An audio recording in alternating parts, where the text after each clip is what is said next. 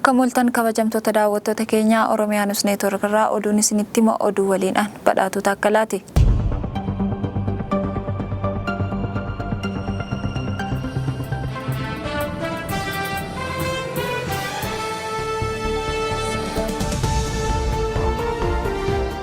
Sarbamni mirga namaa kan Itoophiyaa keessaa akka na yaaddessaa jira jetti Ameerikaan mariin hunda hirmaachisu taa'uuf gaafatteettis. Dhiitinsi mirga namaa Itoophiyaa keessa jiru akka malee waan na yaaddessudha jetti Ameerikaan. Ministeera mirgoota siviilii Uzarazeyaa Itoophiyaa keessaa addatti immoo Oromiyaa fi naannoo Amaaraa keessatti mirgi namaa sarbamee yakki raawwatamaa akka jiru ibsaniiru. Yakka raawwatamaa jiru kana hunda keessaa waraanni mootummaa fi kan mootummaa hin taane jiru jedhani. Sarbama mirga namaa itti fufee jiruu fi gabaasota dhibuu nageenya bahaa jiru mootummaa Ameerikaa yaaddessaa jiraachuu hin dhoksine. Biyya kana keessatti qaamonni yakka raawwatan hundi akka seeraan gaafatamaniif qorannoon qaama walabaa akka taasifamuuf hunduu balbala banuu qabu jedhaniiru. Biyyattiif falli waaraa marii hunda hirmaachisu gaggeessuu akka ta'es himaniiru. Itoophiyaa keessatti namoota qeerraa buqqaaniif biyyoota gammoojjii Saharaa gad jiraniif baqattoota gargaaruuf kan oolu deeggarsa maallaqaa akka kennamu sabaa himaalee biyya keessaaf ibsa wayita kennan himaniiru. Ministeera Haajaa Alaa Ambaasaadder Taayyee Asqasillaasee Ministeera Haqaa Geediyoon Ximiitiyoosii fi Gamtaa Afrikaa wajjin wal arganii ture kan deebi'an.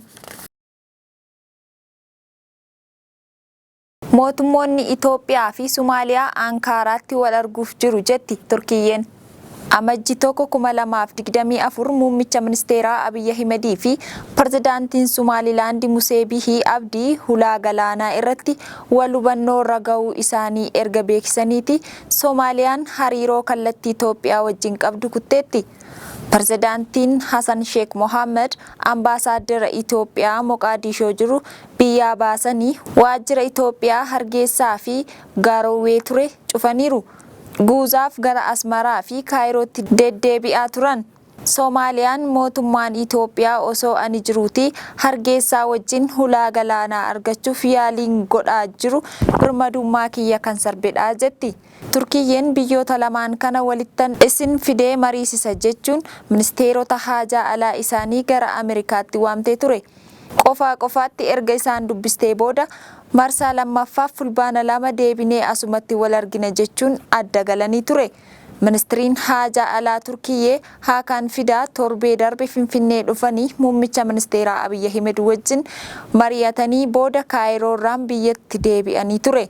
Ministirichi erga biyya gahanii booda ibsa kennaniin biyyoonni lamaan torbee dhufu keessa Ankaaraatti deebi'anii wal arguuf akka jiran beeksisaniiru. Mootummootni lamaan kan bakka buufatan ministeerota haajaa alaa isaanii ta'uudha kan ibsame. Aljaziiraan Hakan Fidaa kan dubbatan tuqee akka baasetti wal dhabdeen Somaaliyaa fi Itoophiyaa fala argachuu kan danda'u yoo Itoophiyaan bilisummaa siyaasaa fi birmadummaa Somaaliyaa kabajje hulaa galaanaa Somaaliyaarraa argattedha.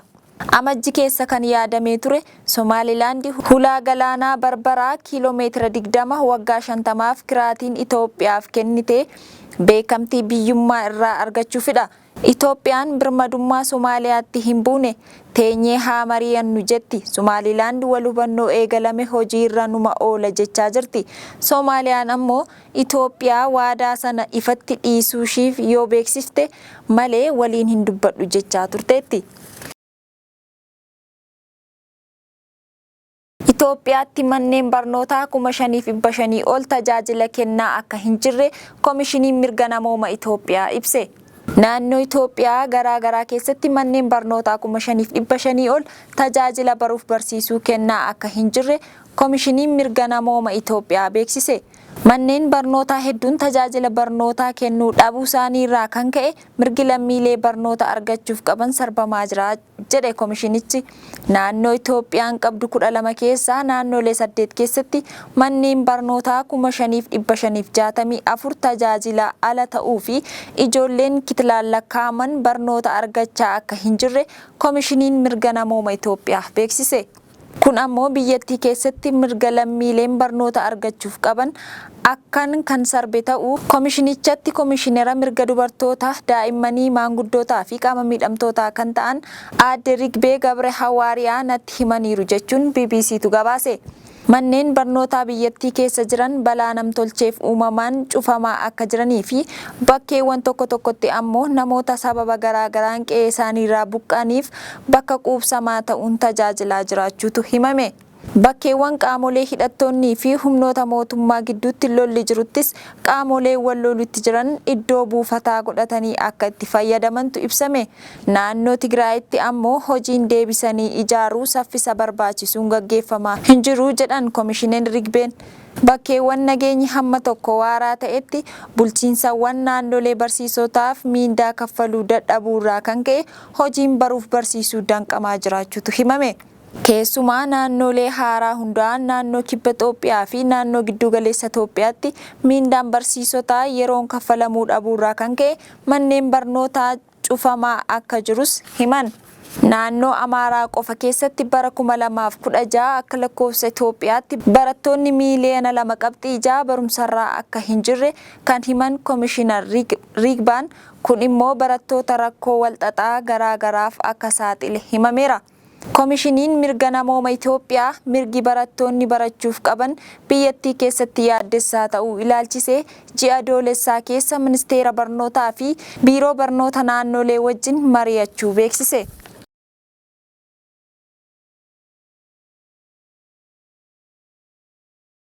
Xiyyaarri Itoophiyaa Nagalleetti daa'ima tokko ajjeese sababni isaa rakkoo teeknikaatii jedhame.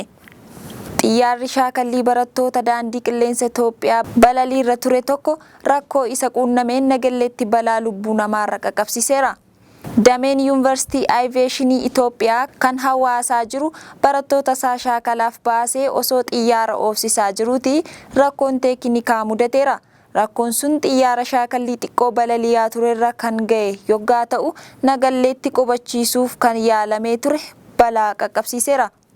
Lafarra qubachiisuuf osoo yaalamaa jiruuti mucayyoo lafarra turte tokko akka ajjeese daandiin qilleensichaa ibseera. Balaa ga'eefis gadda isarra ga'e ibsateera jedha oduun toora FBC irratti har'a bahe. Guyyaa balaan sun ga'ee fi eenyummaan mucayyoo duute sanaa madda kanarratti hin dheeramne.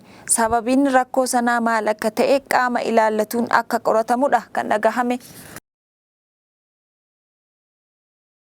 Biraazilitti kaleessa xiyyaarri kufee caccabee namoonni 61 du'an. Xiyyaarri namoota 61 fe'ee imalaa ture. Biraazil bulchiinsa Saa'oo Pooloo keessatti kufee caccabuun namoonni 61 du'uun poolisiin biyyattii beeksise. Kibba Biraazil Kaaskaavel irraa ka'uun gara magaalaa Viinheedoo jedhamutti imalaa ture kufee caccabuun namoonni xiyyaaricharra turan hunduu kan du'an suur sagaleen miidiyaa hawaasaa irratti qoodamaa ture yeroo xiyyaarri samiirra gaggaragalaa lafaan dhahu agarsiisa. Xiyyaarri lakkoofsa balalii qabu RT 72,500 qabu caccabdee kun imaltoota 57 fi balaliistootaa fi keessummeessitoota 4 feetee turte. Luulaa Daazilvaa gadda itti dhaga'ame ibsuun maatii namoota du'aniif jajjabina hawwaniiru. Kana malees bulchiinsa Saa'oo Pool bakka xiyyaarri itti kufee caccabe kanatti gaddi guyyaa 3 labsamee jira.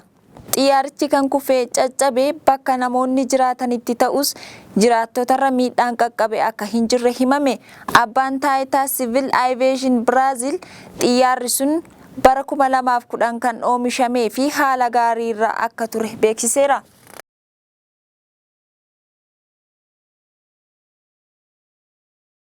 Israa'el haleellaa xiyyaaraa nama maleeyyii Gaazaatti gaggeessteen namoonni 100 ol du'uun dhagahame.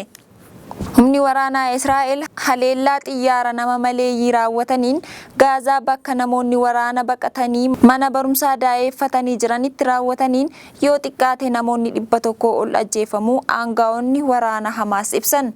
Waraanni Israa'el gamasaan wiirtuu ajajaa Hamaas achitti argamuun haleele jechuun ibse.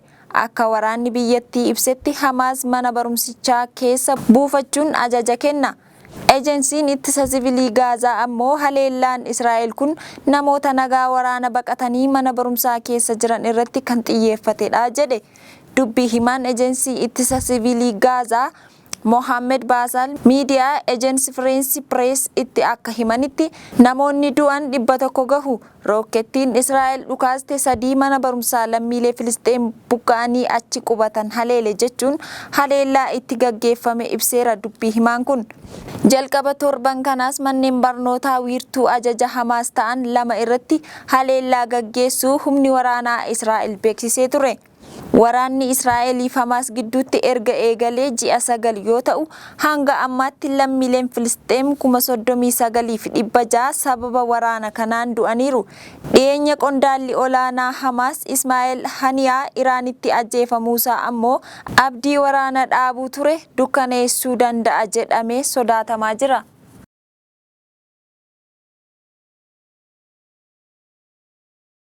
Egaan kabajamtoota daawwattoota keenyaa oduun har'aaf qabnu kana fakkaata turtii gaarii.